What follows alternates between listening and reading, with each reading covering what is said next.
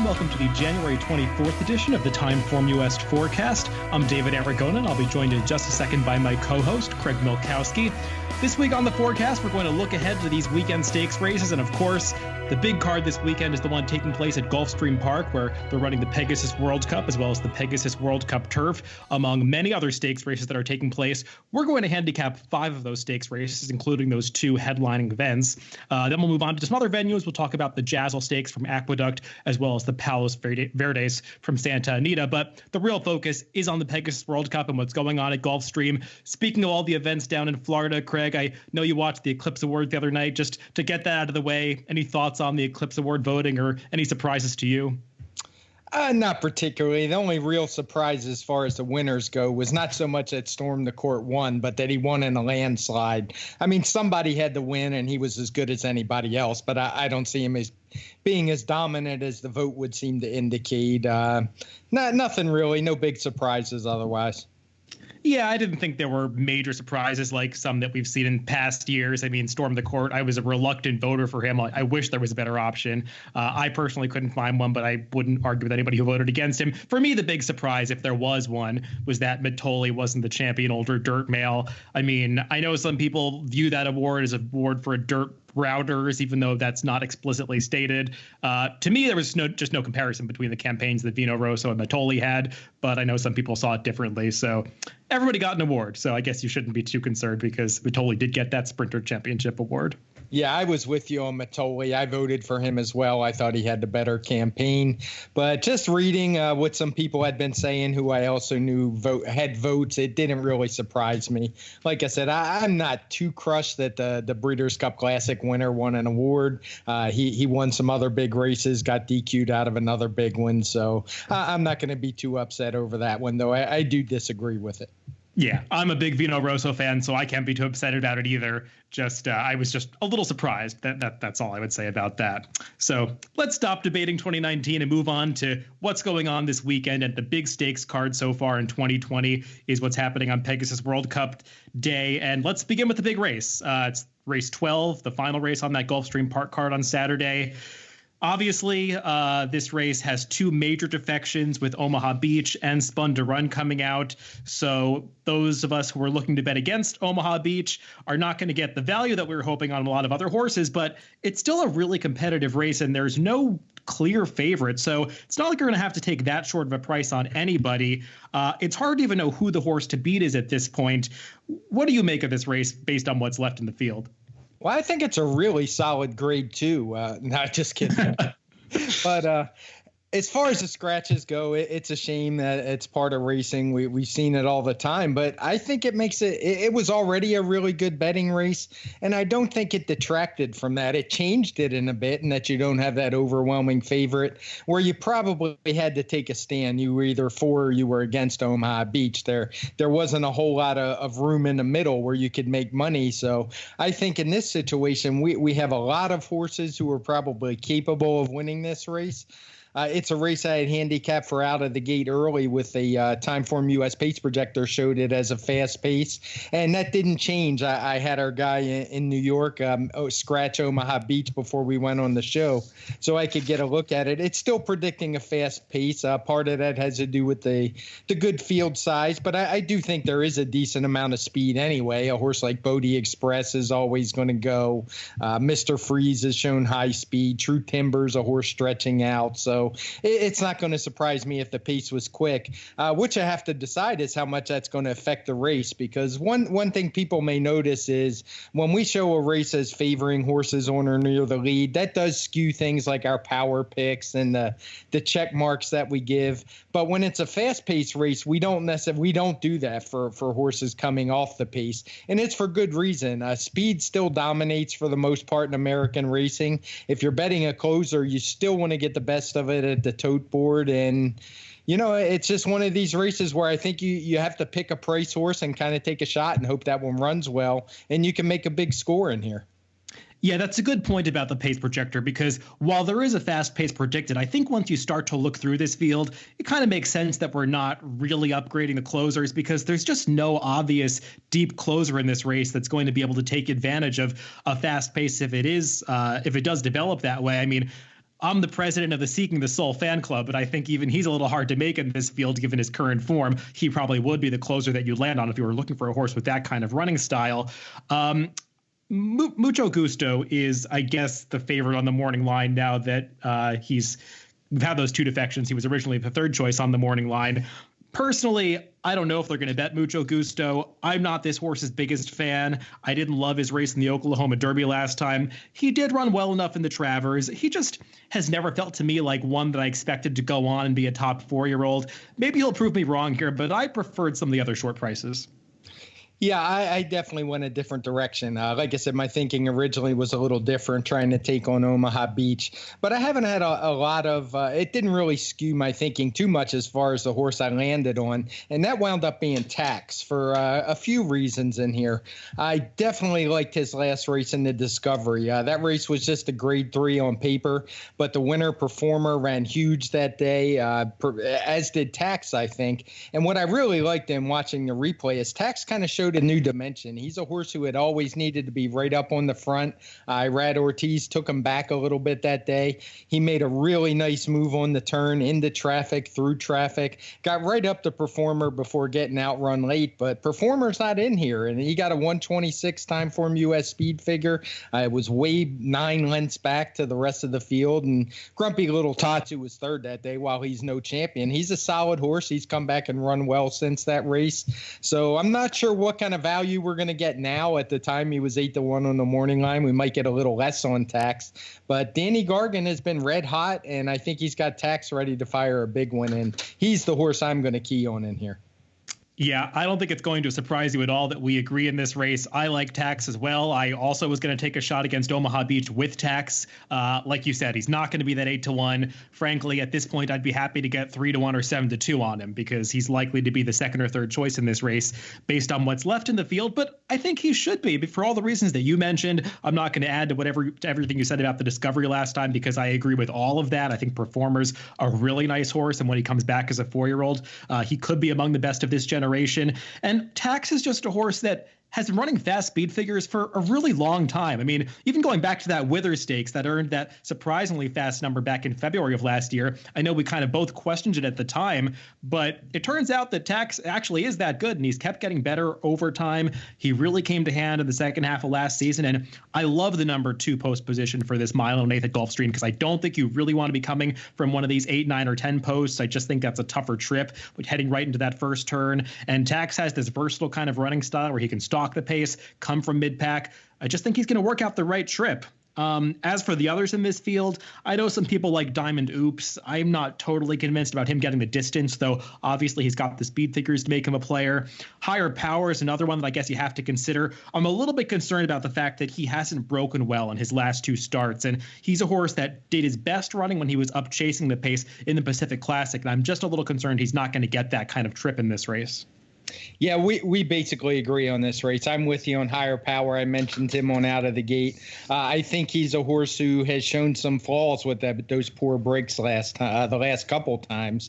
And while I think he's certainly a contender and he could get the right trip, yeah, I'm always leery of that. When something becomes a habit, it can be problematic. And as far as Diamond Oops, I just think I haven't seen anything from this horse telling me he wants 1 mile and 1/8 on the dirt, especially coming from off the pace. I know he won a mile 2-turn turf race up near the lead, but this is a whole different animal. So it's going to be an interesting race. I think we're going to have some talking points coming out of it, and I'm really looking forward to watching it. Betting it, I will be on Tax, not as enthusiastically as I was because of the defections, but despite like I said, we've lost some luster with the scratches, but I do think it's going to be a really good race and set the tables for the handicap division this year.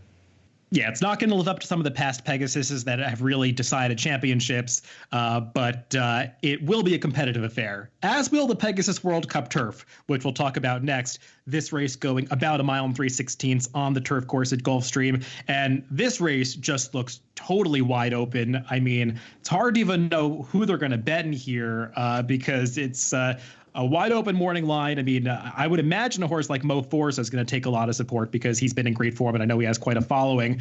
But before we talk about the major contenders, I think we've got to touch upon the pace scenario, because the pace projector is not predicting a no speed situation, but I imagine it could be close to that, because there's really no confirmed frontrunner in this field, and it's just really hard to get any gauge on how the jockeys are going to ride this race.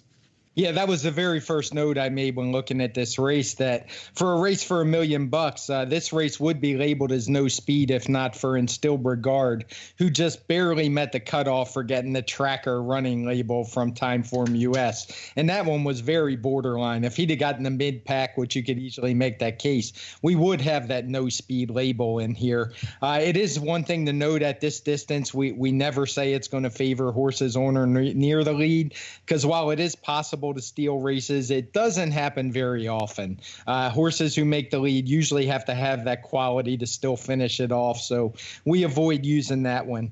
As far as the horses in here, I think it's a really odd race in that there's some big time question marks in here for me as far as distance go with some of the main contenders. It's too short for some of them, I would think. Horses like Arklow and Sadler's Joy. It's probably too long for a horse like Without Parole. I mean, I'm not saying it is for sure, but it's not something that's been within his scope in the past, and he is a 5-year-old. And the more I looked at this race, the more I think this is Magic Wand's race to lose. I think she is the morning line favorite on here, maybe 7-2. One thing we haven't mentioned is that both of these Pegasus races are going to be run without Lasix. And I think that really favors her, because one thing to keep in mind is when you look at speed figures, whether they're ours or Bayer or Thorograph or whatever you happen to be using, there's a very good chance the horses aren't going to run quite as fast without Lasix. It's something I studied for a long time, well before Lasix was the standard where 95% of the horses got it. And it definitely does help horses run a little bit faster. So I think when you look at her time form figures, you can kind of view them in a proper context. As a matter of fact, the last time she was here in the States in the Arlington Million, she got a 130 figure when she ran second to Bricks and Mortar while getting Lasix. So she has dropped off when she went back to Europe, and I think you'll see some of that from the others in here. And I just think she really has this field over a barrel from a quality standpoint. Yeah, I'm not sure I agree with that. I'm of two minds about Magic Wand. I admire her tenacity and her durability. I mean, just look at the fall campaign they put this filly through. I mean, they took her to Australia right after running in the Irish Champion. They ran her 3 times in the span of 2 weeks. And at the end of that 2-week run, she won a Group 1 race down there. Then they brought her to Hong Kong, and she just barely lost to a really good Japanese horse by a nose. I mean, she's an admirable filly, or mare, I should say. But I'm going to evaluate her based on her U.S. performances. And while I agree she ran well in the Arlington Million, I mean, once you take Bricks and Mortar out of the equation, wasn't the strongest million field. I mean, she was beating a horse like Bandua, and I get that she also ran well in the Pegasus World Cup turf last year, but let's remember, at that time, she was racing without Lasix, and they were giving a huge weight break to horses that weren't using Lasix. I believe she was carrying 7 pounds less than she otherwise would have carried that day because of that, and she got this fantastic ride and perfect trip from Wayne Lorden that day, and she was second to Bricks and Mortar and beating a decent field behind him. But she's drawn in post number 12 now, got to work out a trip. I think there's actually arguably, aside from Bricks and Mortar, who raced in this race last year, the rest of this field is perhaps of a higher quality than what we saw last year. And I just don't know if I trust Magic Wand, who's not really a winning type generally, to get the job done from this post position. So I'm looking at some others. Like I said, I respect Mo Forza. He's got to step up and run a little bit faster, but he gained my respect last time when he overcame what was not an ideal trip to win that Mathis Brothers mile. So I'll use him. Without Parole is another horse that's going to take money. I'm questioning him coming off the Lasix, because just looking at the way his form tailed off in Europe, I wonder if he was a horse that they brought to the U.S. to get Lasix and train with Chad Brown, and now he's not getting to use it in this race, so that worries me a little bit with him. I am interested in one of the horses that's turning back in distance, one of those turf marathoners, and that would be actually Sadler's Joy.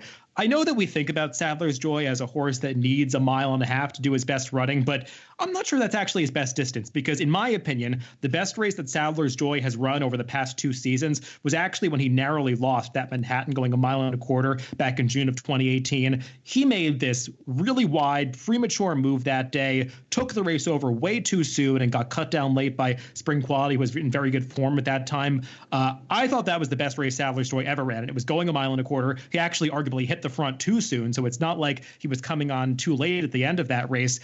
He's developed this really strong turn of foot over time, and I think he can produce it going this distance just as he can produce it going a mile and a half. If you look through the TimeformUS late pace ratings in this field, he unsurprisingly has the highest one, a 124, which is just as big as you're going to see for a horse like this. And I'm not going to worry too much about the pace situation because I don't know how the riders are going to judge the pace and ride this race. I just think he's got the best closing kick of all, and if Javier Castellano can get him into the right spot at the quarter pole, I'm looking for him to close this field down at a bit of a price. Yeah, if he's anywhere near that 8-1, I could live with him. I think I got a bit of a mental block. I've been burned by him a few times and kind of divorced myself from him.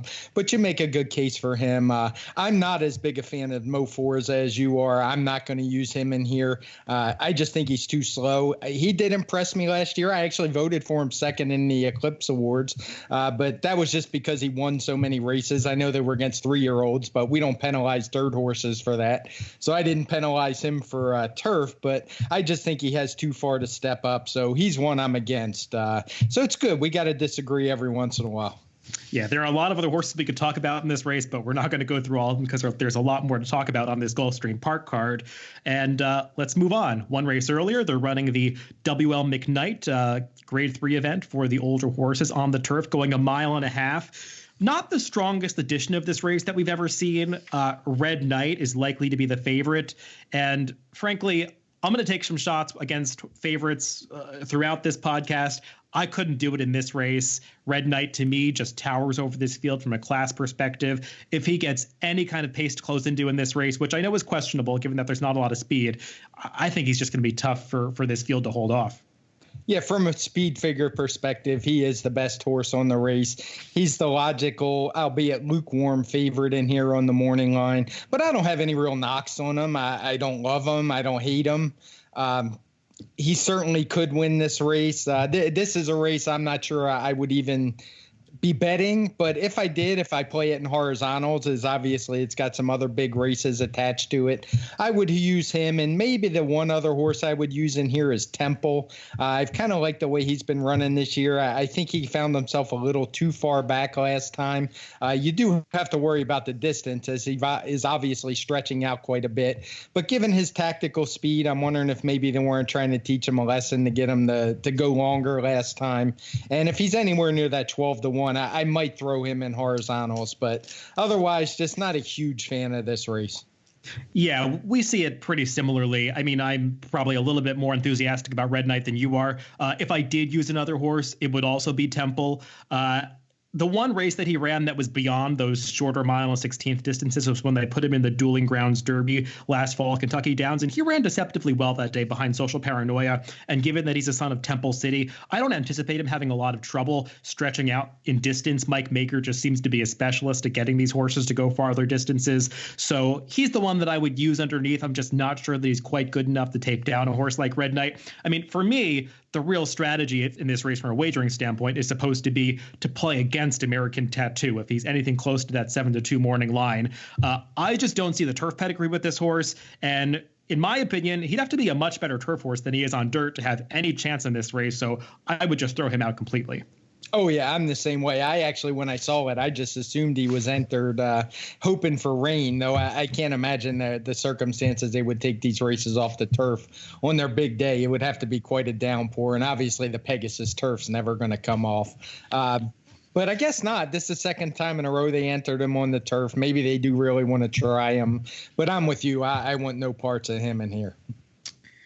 One race before that, they are running the Inside Information, a Grade 2 event for the fillies and mares going 7 furlongs, the race that kicks off this pick 4 at the end of the Gulfstream card. And Spice Perfection, I would assume, is going to be a prohibitive favorite in this race. We've talked about her quite a bit on the podcast. I know we mentioned her in a race at Santa Anita a couple weeks ago that she scratched out of in favor of this spot. The 7 furlongs here is probably going to be more to her liking than that 2-turn race that she was entered in previously. But we've talked about this quite a bit. I'm just not thrilled with her overall form. I think she's gotten some good setups in her races. Sure, she can win this, but it's not like she's got some huge speed figure edge over this field. No, I don't want any parts of her at 8-5. I'm just a little leery of this field. It's one that we do have identified as being a fast-paced race, and I can't say I disagree with it. The one puzzling horse in here for me is the 8 Bronx Beauty, who I don't know what happened to her last time. She showed absolutely no speed, and then she actually kind of finished off the race. But I know Ladies Island ran off, but she was nowhere near her that day, and that's always a question mark for me when horses just lose their early speed. I wonder if she's really going to be up near the front. I would tend to think not. I know why our pace projector puts her there because she has some other really fast races. But all that said, I do think there's going to be a fast pace still because there's plenty of other speed in this race. And I landed on a horse who I suspect that you're at least going to consider as well, and that's the 11 Pink Sands. She's a horse I know you liked last time and cashed on her in the Rampart. She's turning back a furlong, but it's still a one-turn race. But I just really like the progression she's made. Her speed figures are stepping up last time. She's still a young 5-year-old male who has every right to improve, and I just love her post position, and I love that she's going to get a good setup. Yeah, it almost seems too obvious. I don't like to pick the same horse twice in a row, especially when we cashed on her last time, but she's just getting such a perfect setup in here, arguably a better setup than she got last time when she got a fast pace ahead of her in the Rampart. I'm not too concerned about the turn back to 7 furlongs for Pink Sands because she's handled that distance in the past. She seems to love Gulfstream Park. So we'll see what kind of price we get on her. I guess having Spice Perfection in the race will ensure that she's at least a bettable price. So, yeah, I've been a fan of Pink Sands for a long time. It just seems like Shug McGahee finally has her coming into her own. So, yeah, I'm going to land on her once again. The others in this field, it's just hard for me to latch on to them. I mean, Blamed has run some big speed figures in the past, but it's hard to envision her even getting a sniff of the lead in here. So that's going to really work against her. And the others just have to get a little faster. Yeah, and I mean, I wouldn't blame anybody for using Spice Perfection, but sometimes when you play these horizontals, if you're going to take a stand against the favorite, you're better off leaving them out because it can really increase the price of your ticket. Maybe if you're talking a pick 5 where the goal is just to hit it and know that you're going to get paid often enough to make up for those differences, it's one thing. But in pick 3s, pick 4s, I'm probably going to leave her out totally. Yeah, that's how you get some value in those situations. The one other race we're going to talk about from Gulfstream Park on Saturday is the 7th race on the card. It's the Fred W. Hooper Grade 3 event going a mile for the older colts and geldings. And this race is just an absolute war because they all look pretty similar based on speed figures. It's another race where there's a fast pace predicted, unsurprisingly, because it's a field of 14 horses. The one that I would assume is going to take a lot of money, relatively speaking, is the number 8 Free Enterprise for Chad Brown. You don't have to say a whole lot more than that when Chad Brown is a horse in any race, but this horse has shown some ability in his first 5 career starts. This is a big step up in class for him, though. It is. This is almost similar to, obviously, on a much less stage, but what we were talking about with Omaha Beach. I saw you had posted on Twitter where he was a horse who was going to take a lot of money. Now, he's obviously not as overwhelming of a favorite, but he hasn't run any faster than a whole bunch of horses in here. So I'm not sure I want any kind of price on him. He's a horse who likes to run fairly close to the pace. He does get a decent post in here, good setup, but I just think it's such a deep field that you want to look for a price. And the horse I actually wound up going with in here, and I spent a lot of time on this race, probably more than any of the others on the Gulfstream card, and I landed on Tale of Silence. The more I looked at his races, I put a line through his last race, the Cigar Mile. It was a crazy track that day. I don't think he had any chance, and I think the one before that is really more representative of the kind of horse he is. When he was second in the Bull Roller to Maximum Security, he ran a nice 1-2 124 TimeformUS speed figure that day. His post is okay for the 1-turn mile, and I like that he's not a stone closer. He does have some tactical speed, and I just think he offers a lot of value in here. He gets a very good rider in Jose Ortiz, and I just think it's another race where he's looking at a good setup. Yeah, I've got no argument with Tale of Silence. If you put a gun to my head, maybe I'd make him my top pick in this race, though it's really close, and there are a lot of horses I would consider. We'll see if he's that 10-1 morning line, but I think he'd be great value at anything close to that price for all the reasons you mentioned. He's just run a slew of speed figures that make him competitive, and he's got that pace setup that's going to work in his favor. I mean, another horse, though, that I would want to strongly consider is the number 10 Gray Magician. I know he's got to get a little bit faster, but he's just turned 4 years old, so he's got a right to continue progressing in his speed figures.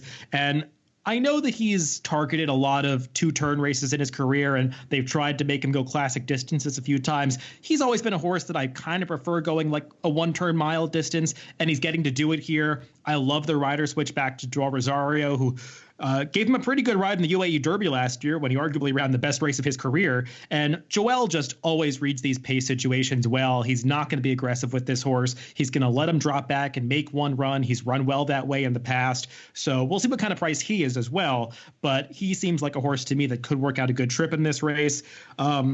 There are others, though, that you could consider. I mean, Zendin ran well considering the circumstances in the Mr. Prospector last time. He's got to get the mile. I mean, intriguing new face like Chewing Gum is also going to get a decent setup coming from farther back if he runs the way that he did last time. But I think this is maybe too big of a step up in class for him. So I'd probably focus on Gray Magician and Tale of Silence if I had to pick two of them. Yeah, you make a good point. I agree with you about Gray Magician. I think he probably is better suited to the 1-turn, particularly the mile, because he has shown he can run well going longer. He gets a great post and the perfect rider, so I've got no issue with him at all. All right, let's move on to the other two venues that we're going to visit on this podcast, beginning at Aqueduct with the Jaisal Stakes, which is the feature race on Saturday. And I don't think this field is that much weaker than the Pegasus World Cup, to be honest, in terms of speed figures, because you've got some pretty fast horses in this field. And that crew is led by the consistent and admirable Mr. Buff, the top New York bred, who's, I think, bidding to become a millionaire in this race, if not very close to it. I mean, he's just been almost unstoppable going this 1.125 distance when he's facing listed company or New York breds. I know he hasn't been able to step up against grade 1 company when they tried it, but if you just draw a line through those races, he basically never loses anymore. So he's going to be tough to beat in this race, but there's going to be some hitting up front, so he might have to overcome what should be an honest pace.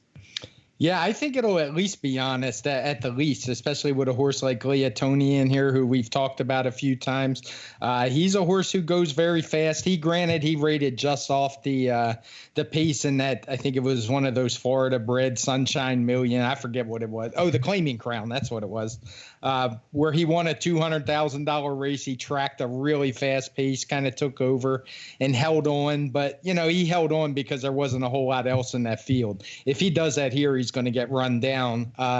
My thing here is I think he's really going to cause problems for Mr. Buff. I think these two will probably hook up fairly early and set it up for somebody else. And it's just a matter of, for me, who I liked after that. And I'm willing to give Sir Winston a shot. I mean, I know that's not exactly a Stretch Armstrong type leap, but he's the Belmont winner, so a lot of people might be pigeonholing him into, he needs 1.5 miles. But this horse ran some very good races at shorter distances last year. I think the last was nothing but a prep for sure. Maybe it was an experiment, see if it would handle turf. But the turf came up yielding at the fairgrounds. He never ran a step. He had a terrible post. So I'm just putting a line through that race, and I think we're going to see the real Sir Winston here. Obviously, if bettors go crazy and he's 6-5, I'm not going to be interested. But if he's anywhere near that 5-2, I would take a shot with him. And I'm not going to dismiss Stan the Man either, who's just been a steady, hard-knocking horse for a while. He's proved he can track a fast pace and still finish. So, yeah, I don't think Mr. Buff's going to have it very easy in here. This is a very tough listed stakes race. We probably won't see a tougher one all year. Yeah, we see the pace setup of this race pretty similarly. I agree with you that I think they're going to be aggressive with Laytone. It's just the way that he runs. He's not the kind of horse that sets a slow pace. I mean, they go with him, and he runs others off their feet. We've seen that in the past couple of starts that he's been in.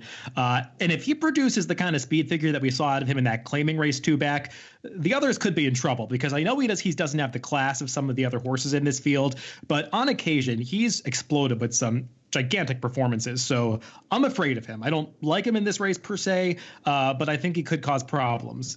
And Mr. Buff, I have a lot of respect for him. He has proven in recent starts that he doesn't need the lead. He stalked the pace in the Empire Classic 3-back, as well as in the Evan Shipman over the summer. He rated very kindly behind a pretty slow pace in the Alex Robb last time and then sprinted home. So I like that he's getting more tractable as he gets older. And I think that's going to help him in this race with a horse like Laytone in here. But still, this is not a graded stakes race in name, but it's close to a graded stakes race in quality. And sometimes Mr. Buff has struggled in those situations. Furthermore, there's a lot of rain predicted to come to the New York area tomorrow. And I know Mr. Buff has this 4 out of 6 exacta finishes on wet tracks. I think people get too caught up in just looking at those raw numbers on wet tracks without actually looking at the races horses ran. Mr. Buff has been on a lot of harrowed wet tracks, and to me, that's a completely different animal than a sloppy sealed wet track, which is what we're likely to have tomorrow at Aqueduct. And Mr. Buff is this gigantic, like 1,300-pound horse, and those sometimes have trouble over sloppy tracks because they just sink into them. So I'm a little bit concerned about the track condition for Mr. Buff too, though I think he's a deserving favorite. I landed on Stan the Man.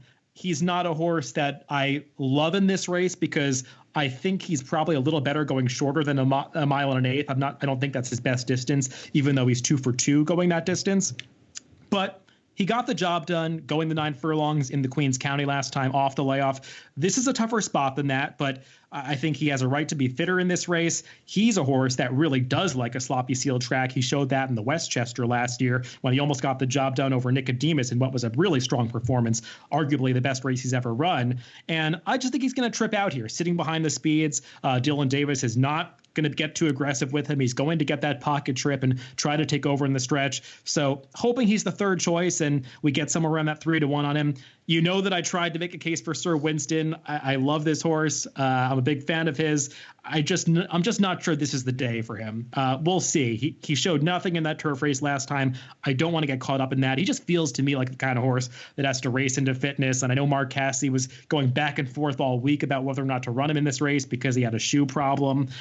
So we'll see. He might get the right pace set up. I just want to see him show something as a 4-year-old before I back him at the windows.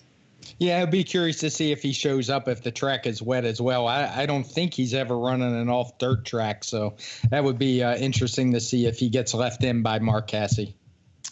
And let's close things out by heading out to California to talk about their feature race on Saturday, the Grade 2 Palos Verdes, going 6 furlongs. Only 6 horses in this field, but I thought this was actually a really interesting race where you can make a case for a lot of different runners. There's a good amount of speed in this race. I know the pace projector is not predicting a fast pace, but I could see there being a real contest to get the early lead here because at least 5 of the 6 runners have done their best running when they're on the lead. Yeah, it's one of those. It was probably borderline. I didn't sit there and do the math. I'm sure the small field contributed to it not getting that fast-paced designation. But, I mean, that's what you're going to get when you get Grade 2 older sprinters. This isn't the California of 10 years ago where perhaps it was the best sprinters in the country. But there are some pretty fast horses in here, and I think there's some horses you need to be a little skeptical of at short prices. And that starts with Speed Pass, who's drawn on the outside. He's the 5-2 second choice on the morning line. He's done nothing wrong in his 2 races for Bob Baffert, but he hasn't run particularly quick. His best TimeformUS speed figure was his last race, a 1:12. Both his wins have come at Los Al, which is a really quirky track. And my analysis started with him where I'm just not going to take a short price on a horse who pretty much is the slowest horse in the field so far. A few others, there's some big question marks about. St. Joe Bay's been off almost a year. He laid off a very fast race, winning the San Carlos in March of last year where he got a 1:28. But this is an 8-year-old gelding. I mean, at some point, the bottom's got to come out. I mean, you do start to lose some speed. So he's not a horse I want at a short price. Flagstaff, who's actually the morning line favorite at 2-1. He's very consistent. He doesn't need the lead. You can almost pencil him in for about a 121 TimeformUS speed figure. So if you're going to win the race, you're going to have to beat at least that to beat him, because I mean, he basically runs the same race every time. And that left me with just a couple. Axeman, who's obviously been really talented, but you never know which one's going to show up. He's coming off yet another layoff. He's had a few in his career. And the one I landed on was number 2, Captain Scotty. I really, really liked his race at Oaklawn last year when he was racing as a first-time gelding. He romped it was a strong 92,000 allowance. I looked through the chart. The field was really good that day. And he ran a 120, which, stacks up well in here. Something obviously went amiss because he didn't show up until November. He's run okay his first 2 times out while running a 15 in his return, 115 in his return, 117 last time on turf. I think it was his only time on turf. And I'm really looking for a big race from him third time off the layoff for Peter Miller, who when he puts a horse in a spot like this at a price, you really have to take a second look. Yeah, he's an interesting horse. I remember we talked about that big speed figure here out at Oaklawn last year on one of the early TimeformUS pace casts, and I kind of had forgotten about this horse. The pace situation, I think, might be most important for him because he seems like a horse that really needs to break and make the lead here because he just hasn't been as effective coming from off the pace. He also gets the class test because they've tried graded stakes a couple of times in his career, and he hasn't been able to make that transition from the optional claimers to the stakes races. So we'll see, but I agree. He's dangerous in this race, especially if the other speeds don't break or don't get sent for whatever reason. We're on the same page about Speed Pass. I was wondering if either of us would go for this horse. He seems like he might be a wise guy horse in this race because you see 5 speeds or 4 speeds in Flagstaff, who's a stalker, and you might think, oh, well, Speed Pass is just going to trip out because he's going to be last early and come running late. He got great setups, though, in those races at Los Alamitos, and he hasn't run that fast yet. He did it over a sealed track last time when he earned that big speed figure. There are a lot of questions about how good this horse really is, and maybe he's going to answer the question and step up again for Bob Baffert, who's being pretty ambitious with him, but I want to see a little more out of this horse before I bet him at a very short price, and I won't go through all the horses like you did because I agree with almost everything you said. I'm just going to land on Axeman instead. To me, Axeman is maybe the most talented horse in this race just from a raw ability standpoint, but we just don't always see the best version of Axeman, and it's hard to predict when it's going to show up, and it's shown up less and less frequently as he's gotten older. What I will say is he ran legitimately well back when he won that optional claiming race at Santa Anita. That was a contested pace. He put away another speed horse and held on really gamely going the 7 furlongs. I don't know what happened to San Carlos last time. He was not himself that day. He didn't have the early speed that he's had in prior starts. Just watching the replay, he looked really washy. Just something was not right with him that day, and he backed up over a really tiring Santa Anita main track. That was that time when they were going through a lot of those issues with the racetrack, and they were maintaining it in a different fashion. It got really deep and slow, and I just don't think Axeman handled that or whatever else was going on with him that day. He's been working really well for this comeback. I mean, I went on XBTV and watched his 58-2 workout from mid-December. I mean, just jaw-dropping stuff in the morning. So I feel like Axeman's coming back like maybe the good Axeman. And if he can work out the right kind of trip from the rail, he could be dangerous in this race. Obviously, drawing the rail is not ideal for a horse with speed like this. Just going to hope he gets out and gets the right kind of trip because I do think he's talented enough to beat this field. The one thing I'll say about Axeman is one thing I like to do when a horse is coming off a layoff.